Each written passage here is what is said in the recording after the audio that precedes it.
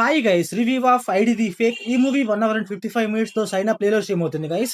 ఇంకా ఈ మూవీలో స్టోరీ అయితే ఎప్పుడో రావాల్సింది గైస్, కాకపోతే ఇప్పుడు వచ్చింది అనిపించింది నాకైతే.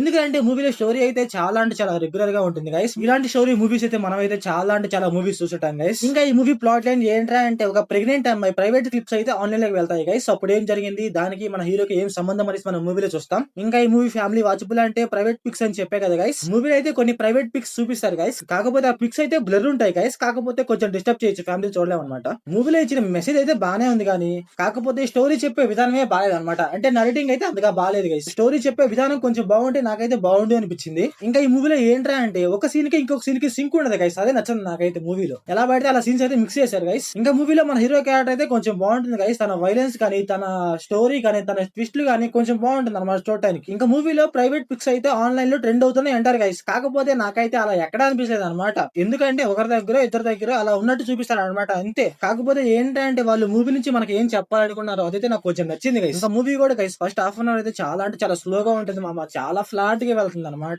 ఎప్పుడైతే ప్రైవేట్ పిక్స్ ట్రెండింగ్ అంటారో అక్కడ నుంచి మనకు కొంచెం ఇంట్రెస్టింగ్ గా ఉంటుంది. కాకపోతే సెకండ్ హాఫ్ అయితే చెడదొబ్బారు గైస్. సెకండ్ హాఫ్ లో ఏమవుతుందో అర్థం కాదు, ఏం జరుగుతుందో అర్థం కాదు, అసలు మన హీరో అలా ఎందుకు తిరుగుతున్నాడో అర్థం కాదు, ఏం అర్థం కాదు అనమాట. ఏదో సెకండ్ హాఫ్ లో ఏదో చిన్నది ఇస్తారనమాట, అంతే. ఇంకా మూవీలో స్క్రీన్ పై డైరెక్షన్ విజువల్స్ అయితే పర్లేదు గైస్, బానే ఉన్నాయి. ఇంకా బీజేం విషయానికి వస్తే బీజేం కూడా పర్లేదు, బానే ఉంది. కాకపోతే సాంగ్స్ గైస్ అంతగా బాలేవు, నాకైతే సాంగ్స్ అయితే అంతగా నచ్చలేదు గైస్. సో ఓవరాల్ గా మూవీ ఎలా ఉందంటే నాకైతే బిలో యావరేజ్ అనిపించింది గైస్. సో ఓవరాల్ గా నా రేటింగ్ వచ్చేసి 1.5 out of 5.